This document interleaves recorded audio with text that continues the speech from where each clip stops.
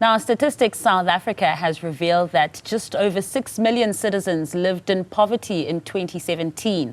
Food prices have also been skyrocketing in recent years. Ziniko Mhlaba looks at how consumers are fighting to keep food on the table. Food production has become costly in recent years in South Africa.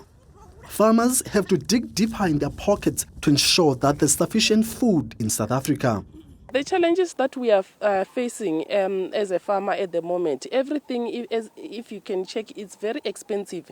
We buy diesel, we buy electricity, we buy water. So you can imagine how much I'm putting in the ground or in the crops for crops to grow. I use a lot of money. So out of that, whatever that I'm going to take out from the land, I must also make profit out of it. The food production cost trickled down to ordinary South Africans who are already financially strained. So that's why the vegetables are very expensive at the market, which is not fair. We don't want people to concentrate on food. We want people to start to produce also the food and start to do other things. I can make example of maybe manufacturing the cars or doing something. If you can check other neighboring countries, they are doing well because they make sure the food is already secure in their countries. We spoke to a farmer who spoke to us about the cost and the operations of producing the food that we buy. Right now, we're at a wholesale in Vosloorus. As you can see, all the food that's produced by the farmers ends up at wholesales, such as this one.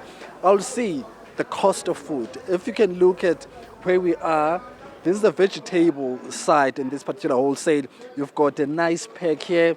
It has potatoes, spinach, onions, and cabbage. And it costs just under 100 rand. South Africans are advised to use their own spaces to produce food items.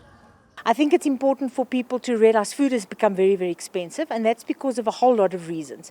The capital input costs have increased for farmers, so it's become expensive to produce food, and it's not the farmer's fault, it's because of a whole host of external factors. So people need to try and create food, good nutritious food for their children and for their families. And the ideal way of doing that is having home gardens. Statistics South Africa estimated that about 10 million South Africans did not have sufficient food in 2019. The Gauteng government has been encouraging young people to take advantage of opportunities available to them in the agriculture sector. This will be another way of eradicating poverty and creating much-needed jobs.